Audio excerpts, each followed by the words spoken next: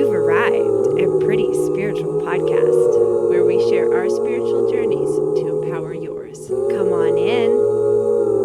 Yeah. Okay. No, seriously, come in.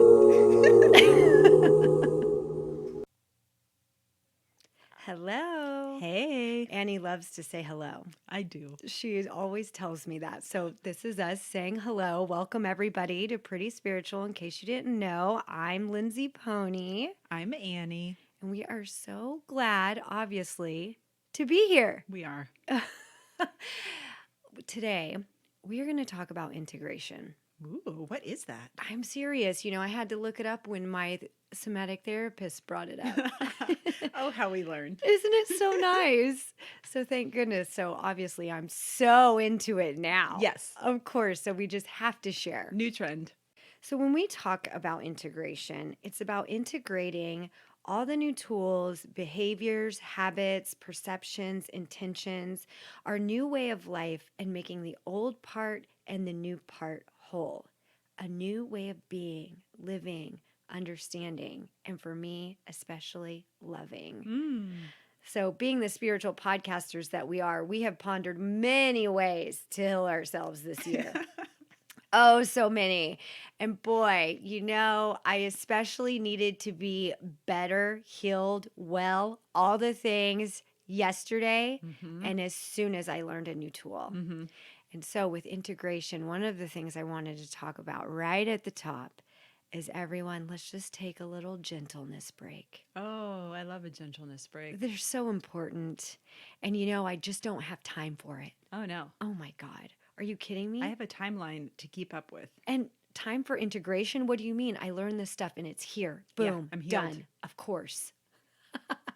So, Patience is boring. with this in mind, like I teach the 3-year-old, I say, we got to find your patience. And he's like, panting. And I'm like, patience is just deep breathing. And so now when I remind him, let's find our patience, I hear him go. So if the 3-year-old can learn this, so can we. Yes. So I hope that we've all just had a moment where we can really be proud of that we're even here right now. You know, we're wanting to look at ourselves. We're willing to look at the shadow parts and the things that really and truly we're hoping, or maybe we are even outgrowing or ready to grow. With all this inner work, we wanted to share what integration looks like for us. We're going to discuss our main healing work for this year, how we feel more complete as we integrate our new way of being with our past selves. As a bonus, at the end of the episode, we also asked listeners and people who are part of our online social media community what integration during 2020 has looked like for them on their spiritual journey. And so we're going to be sharing some of their answers because there is so much gold and wisdom in this group. Absolute gold and wisdom. You said it so well. I highly recommend, if you use Instagram or Facebook for only one thing, it's to for the wellness that's there. I'm really blown away by our listeners in the community. So thank you all so much for sharing that. Yeah. And right now, let's get into what integration is like for us. Annie, do you want to start? I would love to. Oh, good. In preparation for this episode, when Pony suggested it, I went back and I looked at all the episodes that we've recorded during 2020, and there was 19. And there's been so many things that have happened parallel. Like clearly we're in a long-standing global pandemic. There's been this huge call to action around racial injustice and working towards educating myself to be a better advocate for racial justice. And also the chaos and unrest of the political cycle in 2020 during the elections in the United States. So it's just been, wow, a lot going on. Yeah, not to mention my feelings and emotions internally. Not to mention, I'm fragile. This is compounding. It's just helpful for me to continue to put those things into context because all the work that we've been doing this year, there's this added external stress and fear and heightened emotional situations that just kind of bring everything up to the surface even more. Lindsay, you mentioned shadow work, like all that stuff that's kind of happening underneath my subconscious Mhm. gets tripped into a higher gear when the outside world is going wild. Yeah, collectively, it truly is. Yeah. Yeah. Yes. Also, so much love to our Black listeners and people of color and trans listeners and anyone else who has any kind of marginalized experience, because above and beyond what I may have been going through, there's other groups that have so much more challenges to face. And so I just want to acknowledge that too, of like what a challenge 2020 has been, and here is our hope for a more peaceful 2021, or at least more tools within, so we have that peace inside. Mhm. So, with my very long contextualizing of this year, I looked back at the episodes that we had recorded, and I also realized that over half of them were during season 1 when Ella was still recording with Pretty Spiritual Podcast. And I just wanted to also acknowledge and honor her voice and her work and all her spiritual journey that she shared with listeners. So, in season 2, it's Pony and I, which is also sweet, but 2020 did encompass both seasons. So I just wanted to honor that and call it out. So for me, the episodes, when we're thinking about integration and looking back over the year and the themes that I have consistently worked on, and that when I take time to reflect and see how am I different, where was I really struggling, where have I grown? What can I celebrate? What is actually happening within me that maybe sometimes I might not even notice until I take time to think about it. The themes and the episodes that related with that were feeling overwhelmed, the episode about courage, and the episode about affirmations. And so for me, the undercurrents of those that I was working on throughout the year, and that I have really felt this integration, like understanding that there's a deficit or a place I want to address, getting new tools, actively using those tools, and then now looking back over the course of the year, really seeing that I have changed, was being quicker to notice overwhelm. Just I didn't even have that capacity for a while. I would just be like, oh, what? I guess I'm just going to run around and panic, you know? And so just the other day, we in the Bay Area, we've gone down on another strict lockdown around COVID, and it's reasonable, it's keep people safe, but I wasn't acknowledging that also stressed me out. And all of a sudden I started getting my kind of fuzzy brain going on, and I was like half tasking, where I'm like, I'm going to start a mess over here, and then I'm going to run to the other side of the house, do another thing, and everything's going to feel real chaotic, and I'm going to feel really flustered. And I realized I paused, and I had, my hand on my heart, and I was like, oh, Annie, you are overwhelmed right now. And because I've been practicing how to minimize that, or how not be in that, I actually took that day, and then the next 3 days, I talked to my wife and I was like, hey, I want to let you know I'm in a state of overwhelm. I feel really flustered. I'm going to shrink my schedule down. And I canceled some plans. I pulled back some meetings. I rescheduled some things so that I had less interactive and social time, because I know that I love those things, but also they use up a lot of my juice. And when I'm running on low, I can get flightier and flightier the more juice I expend. And I realized I kind of didn't even think about it. And then a day and a half later, I was like, oh, that was me having integrated tools of seeing overwhelm, calling in for help, and then also utilizing resources that I know help me take care of it. So, boundaries have been the theme of 2020 for me. We talk about them all the time on here. We talk about internal boundaries and external boundaries, and we have a great couple episodes where we just really dive into them. But for me, there has been so much work about even acknowledging that I have boundaries inside that I adhere to myself, and that I am also allowed to have boundaries with the outside world, whether or not other people appreciate them. It feels actually miraculous to me, Mhm. the level of conversations that now I can have almost with ease and they seem reasonable. I'm like, of course I'm allowed to say this or do this or ask for that. And I didn't have that peace inside of me at the beginning of this year. And I wanted it. And I heard people talking about it and it terrified me. This is why the affirmations episode plays into it so much.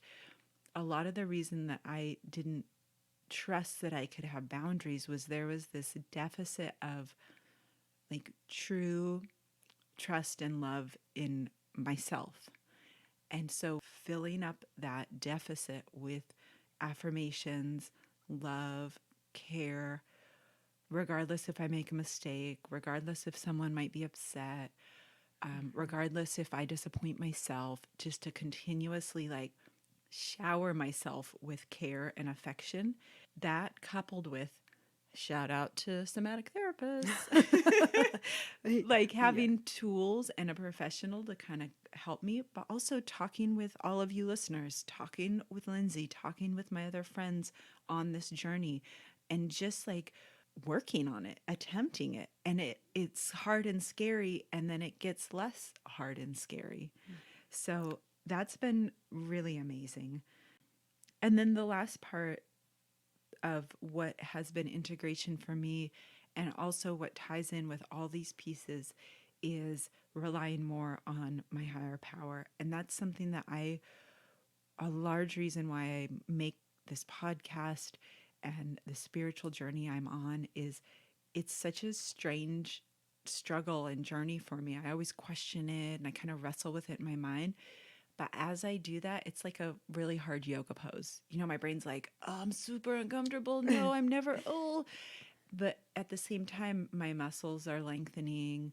There's more ease coming. So even though my brain is still fighting it, there's more and more relaxing into it over time that's occurring. And it becomes more of a natural movement and more of an easy muscle memory, like a spiritual muscle memory, right? To Mm-hmm. know that like I can lean into this higher power and it's not just for one thing. It's not just for one area of my life, but it actually can encompass everything.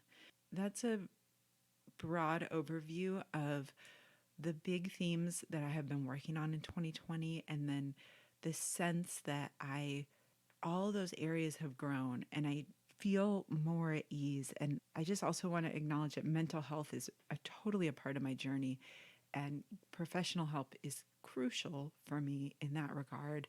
I just felt like saying that because I know so many people, especially during 2021, gosh, everything's just flipped into 2020. It's not even holy 2021 cannolis. yet, I'm but like jumping. we're all so very glad that you brought up mental health because we just can't pretend. We can't We can't pretend. pretend, and we Yeah. shouldn't. And I'm Yeah. so glad that we get to talk about it. It's Yeah. important. Yeah. So thank you. Yeah. I did a lot of obsessive thinking in 2020, like unhealthy, teetering into questionable mental health, obsessive thinking. And I'm so grateful for medical help. And by that, for me, I mean medication and therapy, because this was a lot this Mm-hmm. year. And so I was using all those spiritual tools, but for me, I also needed brain assistance. Yeah. Yeah. So that's integration, I guess, mental wellness, leaning on my higher power, practicing boundaries, and just really attending to overwhelm, really like respecting it and Mm-hmm. being like, oh, this is legitimate. You don't have any more. How can we slow it down and just take care of the little tender flower? Oh, I feel like you took so much of what I've been trying to say in this episode, and you really explained a lot really personally, and I'm so grateful.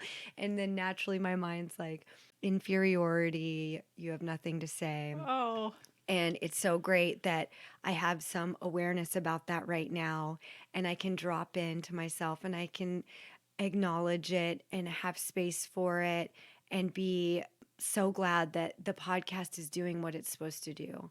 And that is that we get to grow and share and maybe help others. And that's the goal. And so, with integration, for me this year, has definitely been getting to see who I've been in the past and how that echo and resonance and that environment plays a role in how I respond today Mm. before simply reacting. And today, having the space to take a beat and consider all of this and respond in the way that I would like to respond today instead of habitual automatic overreactions for someone like me. And so that's Mm-hmm. taken a long time to just like talking about shadow work like this is it's a big shadow and it's painful and it's hard to go in there and it's dark and it's cold and we do it together and it feels a lot lighter. Mm-hmm. So I liked how you talked about what episodes we did that, harken back to what's still speaking to me or what's kind of helped me along the way. And for me, the Feeling Feelings episode, Mm-hmm. the self love, and then the perfectionism Mm-hmm. are really kind of a distilled down to areas that needed a lot of attention, a lot of tools, a lot of therapy, a lot of practice, a lot of missteps, if you will. I really feel within the areas where I'm struggling in perfectionism, in not feeling my feelings, in self hatred, is where I get the most experience and I get to learn and grow in there. And so I'm grateful for those areas. So my main healing work has been self love through reparenting techniques. So validating, affirming, and having compassion for these areas that before I pushed away, I acted as though they weren't there. And those were my strategies at the time that I thought would help me because maybe they did before. Mm. And it's so wonderful to have some space and some time and be able to drop in and validate what's going on for myself, bring compassion in, bring in self love, validate my feelings that are happening, and how much space grows within there. A lot of this work is letting go of my controlling and my managing and the belief that I'm not safe and that I must hold on really tightly, leaving me in a really contracted space. Also, what's been really helping me is recognizing my past childhood logic and thinking, being addicted to fear, unworthiness, and allowing my inner critic, my catastrophizing fortune telling. Underlying it, there is this belief that I'm not safe. And that another really loud part of that is that I can't take care of myself. And as with reparenting, and when I was a child, a lot of that was true. So, this is an echo and a resonance that is still happening in my life that kind of has me stutter stepping within this realm unconsciously. And it sounds strange, or maybe it's kind of embarrassing to admit, or it's confusing that a part of me hasn't integrated that I'm safe, that I can get my needs met, that my needs, my wants, my desires matter. And the big kicker here, and the part that I'm integrating right now, is that I supply them. This is an inside job. So, the parts that I've been working on are I supply my self love. The ways that I do this are things that I'll talk about, like in the tools, are mirror work, affirming my inner self, encouragement, and being the coach slash cheerleader that I am for every person in my life, and turning that around. And the mantra that keeps coming up for me deep in meditation is for me, by me, recognizing that I am everything that I need and want, and that I supply my self love supply. These are all pathways that I've been trudging, that I find myself actually, what it looks like in practice is I catch myself. Um, okay, that's enough. You catch yourself what? I just can't like I'm not there. I'm like in the middle of integration right now and I'm trying to vocalize and explain it and I can't. So I just catch myself. Oftentimes what it looks like is I'm in this dance of I'm living in the past of I'm not safe. I can't do this. I and I get a view, like a God's eye view, I'm up high that gets to see myself living in this old way and then there's the moment and this expansion, so I'm like contracted and small and afraid, and then I get to see this bigger outer view and I remember the tools, the pathway where I'm trying to be at, all of the ways that it is it is I. Mm. I am here now, this wiser version of myself that gets to drop in and reparent and tell that younger part of myself, I am here. I love you. I have you. We've got this. And I really appreciated how you brought in like this higher power, the divine connection is what I like to think of it, or the connector that takes all of these pieces, my past and where I'm trying to be, also with the like gentleness break and the bigger holder of it all, and that kind of helps. Sometimes I just relax in the hammock. It's like this big hammock that tells myself I don't have to hold on so tightly to my rigorous control and managing of things, that I actually get to relax here in this higher power hammock where it has it. It's holding me. And oftentimes that puts me in a free fall of fear because I drop back into my old, I've got to control, manage, hold it all together because I'm not safe, etc. And then the hammock flips and it's like a parachute. And the higher power reminds me when I fully let go, I am taken care of. And it's this new way of living and being that feels like a free fall as I'm integrating these new ways of being, I guess. I love it. Thanks for helping me. As you're talking about the different parts in the past and the present, I was thinking of how integration, in the sense that we're talking about, the opposite is like integrated versus fragmented. So Mm-hmm. it's like these bits and parts that we've compartmentalized and kept tucked Mm-hmm. into our body, our Mm-hmm. emotional memory, wherever. And then through the healing work, we're like, it's safe now to bring all the pieces together. Like, Yeah. I have the capacity, I have the emotional wellness to witness it all as one cohesive piece. There's room for it, Mm-hmm. and I'm still safe. Right. And that's why when we talk about shadow work and like the yin and the yang is the light and the dark, and how there's a piece of each of it as we integrate. Yeah. Yeah, that's so cool. So thank you. Yeah. Well, we're moving right along. We are moving. We're doing it. It's happening that we're at the tools section now. Heyo. Oh, thank goodness. Thanks, Lindsay. I love it. Thank you. This is great because you guys, I just did about 14 false starts. So we're both pretending I'm speaking fresh. My basic tool is practice, which sounds boring and also perhaps annoying, but I have found that that has been what I have had to do around affirmations, boundaries, and my relationship with my higher power. It's the repetition and the act of trying these things with gusto, even if they feel awkward, even if they're really scary, and practice paired with partnership, I guess, from other people who are trying these things too. So, boundaries by themselves, I kind of need coaching, you know? Like, Mm-hmm.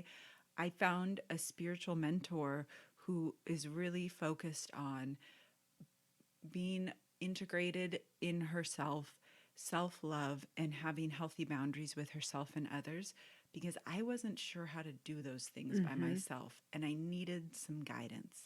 So I'm able to practice in a safe way, get kind of feedback and direction. So that has been really helpful for me. And it's just practicing, like it's scary and hard at first.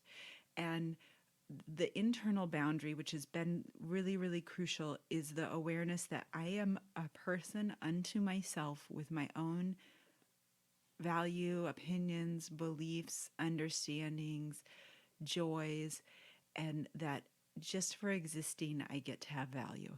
And like that's a boundary in my brain because I'll start to morph out of that into another Yeah. place where I'm like, Other people are so much more important than me. yeah, exactly. And it's really sneaky and subtle. So I just kind of have to keep bringing myself back upright and say, no, Annie, actually, it's okay that you love these silly books. That's great. No one needs to approve of it. Or, oh, you can, whatever it is, it's okay that you said that. Or it's okay. Just come back to the fact that I'm just a person. So it plays into the affirmations as a tool and practicing the affirmations because, like we said in our affirmations episode, I really was not a big fan. And I just had to practice them. It had to be awkward, it had to be uncomfortable. Mm-hmm. I had to use other people's affirmations for the first couple months because I didn't really know how to write them or what to say. I just had a printout that other people had used. Mm-hmm. And now I have my own that I can say to myself. I found some on Insight Timer that I love. There's one from, I've said this a couple times, I love Theta Thoughts. They've got great affirmations, meditations. But we were talking about the process of healing and integration and how messy and frustrating it is. And there's this one little mantra, and it says, patience takes strength, and I am strong. Patience takes strength, and I am strong. So it's like, as I go through this journey, as I'm imperfect, as I think this is the Annie I should be, I'm ready. I got my timer going off. I'm late. I'm late. I'm late, MFers. Yeah. I can say, oh, patience is a strength and I'm strong. And actually, this is part of my journey. And then the practice too with the higher power is just showing up to it every day.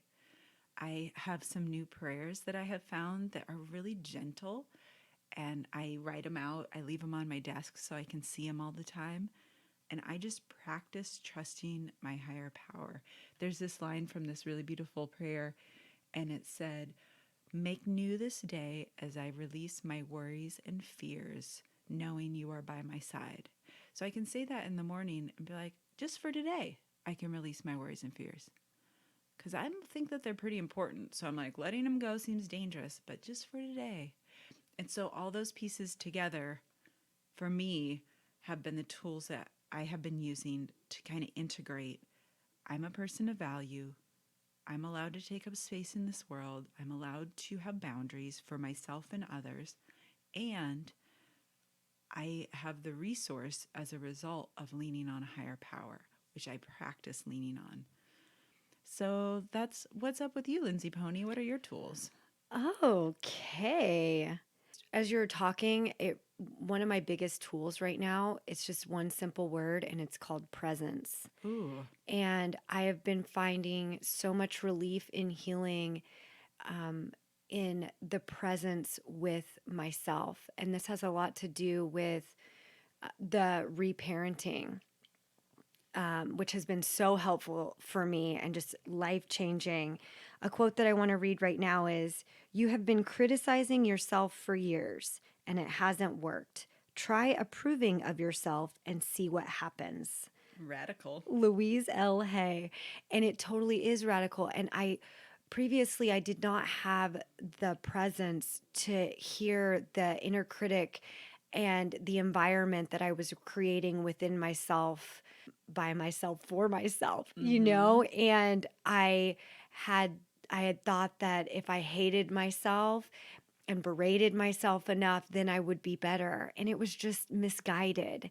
And to have the type of presence with myself now that is nurturing and loving and validating and compassionate has been life changing for me. And it's taken a lot of practice. And, maybe the first year was just contempt at the idea. And now being able to realize when I'm needing that and drop in and give it to myself is really, really monumental.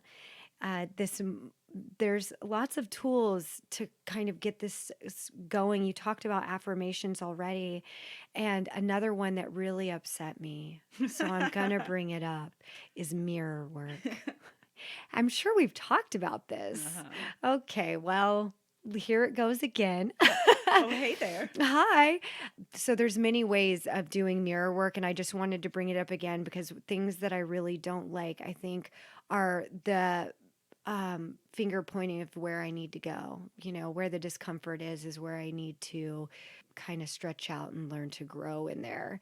Today, there was this song that came on, and I singing love songs to myself. Ooh, that's fun. So when I like really, when you hear one of those love songs that you get so moved by, and maybe you go through the Rolodex in your mind of all the ways and all the people and all the animals, all the things that you've loved and that this talks to, instead, really, really direct it at yourself. Ooh. And I was moved to tears today. Oh. That's how like profound it felt to feel that type of love for myself. So that was another thing that just happened for me this morning. Just a quick little example of relaxing in the abundance of getting my needs met. And some of the things that you were talking about with your tools is so let's say we implement new boundaries or we implement a new tool, we try a new thing. I thought that if I did that, then I was going to feel really good right Oh, afterwards. yeah. It's going to be awesome. Things are going to be fixed and fine. Yeah. And I just want to share my experience that it hasn't been that way. No, it's usually kind of sucky at It first. it was really really uncomfortable, and for me, I when I talk about relaxing in the abundance of getting my needs met, I recently put in a big ask with my job, Ooh. and I would say a huge request.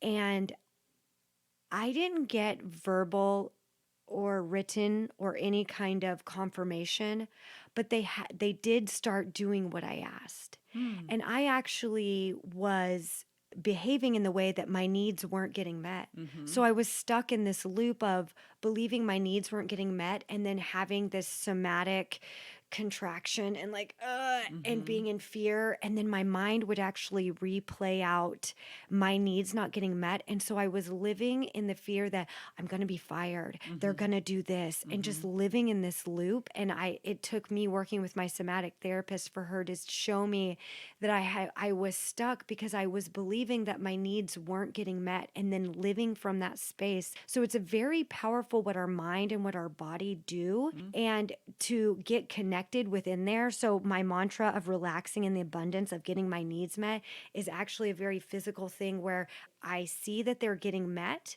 and then I drop into my body and I say the mantra and I see what it feels like to have them getting met. So then I have the previous of what it's felt like, let's say for my young childhood of that not happening, how I lived there and perpetuated that. And then even when my needs are being met, I'm actually stuck in because I haven't integrated that this is happening. Mm-hmm. So this is a personal story. I'm not sure if it's going to make sense for you, but for me, with the practice piece of going back and seeing that this is how I lived previously, this is how I'm integrating it now and like what I'm doing, and then getting to relax in the moment of, oh, it is Mm-hmm. okay.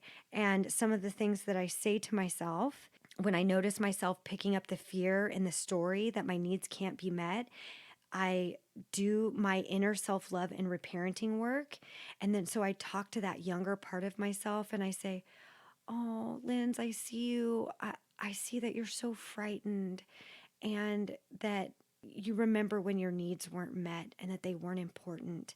But I'm here now and I've got you, and I'm taking care of our needs, and I'm making sure that our needs are getting met. They're being met right now. Do you see? Can you see this? And I say, your needs matter. They're important. I hear them. And I am the one that is going to make sure that we see that they're getting met and that they are. And so that's just kind of a little what this reparenting looks like in practice for me. So. I love that. Oh, good. And it's the practice.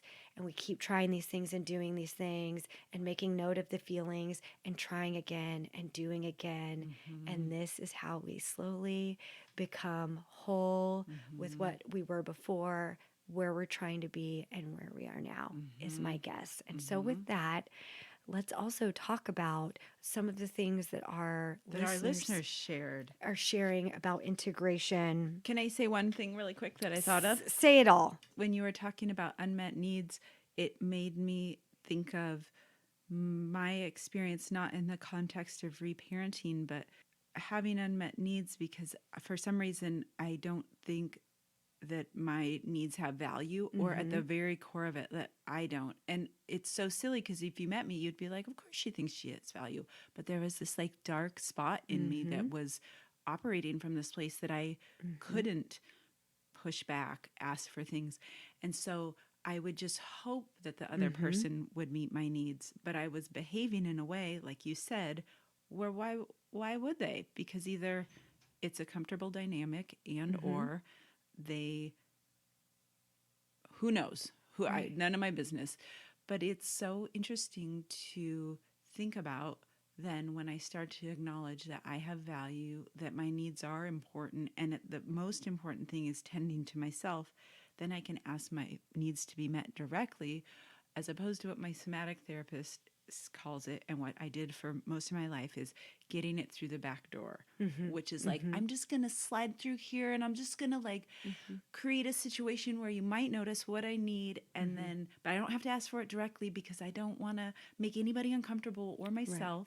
So I'm just Right. going to hope that you give Right. me the Right. thing. That's controlling and And manipulative. managing. That's right. It's And people dishonest. pleasing for the relationships to get our needs met when we are the ones that, the only ones that can supply and do that. Yeah. And reparenting, I didn't understand the wording before, but it's really sweet to think of yourself as you are the family. You Yeah. are the family within yourself. There's all different ages and types of people, and you get to be it's just such a nice little framework Mm, now that I learn about it. I love that. Yeah, it helps me. So let's hear from our very brilliant listeners. I'm going to read Marnie's. Okay. This was during her post breakup evolution, her mantra of, and yet I feel other ways too. Mm. This helped her with analyzing her boundaries and needs, recognizing, and then she has two theories. I love this so much. I'm going to read it all. I don't care.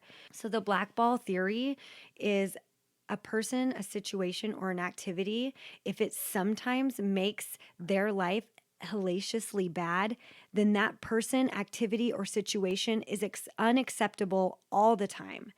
And the acceptance is key theory. If a person, situation is basically okay and sometimes rewarding, then it is destructive for me to complain or be controlling about the parts that I don't love. And so she said, there is not an exact math for life, but compensatory strategies for containing extremes are helpful. And Marnie, thank you for Oh, yeah. just wow. We love it. So, our friend Carolyn shared that she uses continuous prayer and meditation, and these things help her inspire trust and self compassion, along with the faith to make big shifts and dream a different dream for herself. So, integration into her new transition has been complex and tough at times. I happen to know personally she made a big move across the country. And she said sometimes it requires for her at one moment at a time, 1/2 hour at a time to surrender to the divine. But in practice, she feels loved and held. Yeah. Thanks, Carolyn. I love this one. Toho, Mm-hmm. perhaps.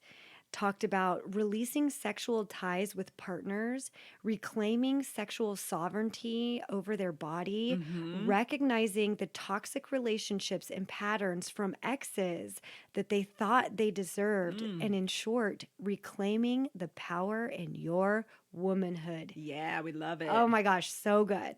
What a wonderful integration to Yeah, have. thank you for bringing that up. So great. This is from Julie. She shared that her word that came to her for 2020 was collaboration. And as a result, she really noticed an integration in her professional life. And she's been doing a lot of speaking about shadow, lucid dreaming, and lucid living. And she does this by sharing her own processes of integration. So thank you, Julie, for sharing that. Awesome. And classic queen Tabitha, aka Tabs, Heyo. talked about self awareness, helping to recognize defensive negative behaviors, recognizing emotions, and asking, how does this serve me? Oh, nice.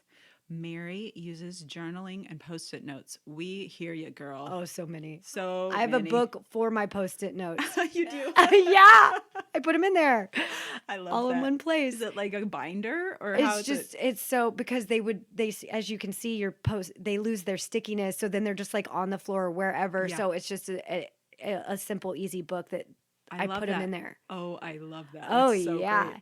And then the last one I was hoping that you could bring up because it was the first one that I read and I don't know where it is, but she talked about integrating her emotions. Okay, well, there were so many good ones and it's hard to Yeah. keep them all track of them. Highly recommend connecting with us on the internet if that feels nourishing to you. I only do it for spiritual matters, so because oftentimes social media does not feel nourishing. So take care of yourselves and definitely come and join us on there. There's really great people who have so much to share, and we appreciate Yes. you all so very So much. much. And if you commented and somehow we missed it in the mix, we apologize and we celebrate what you have been working on. And for those who didn't share but are listening, we really also just want this to be hopefully a spark for you to celebrate and acknowledge all the hard work you've done over this year. First of all, just surviving, Period. period.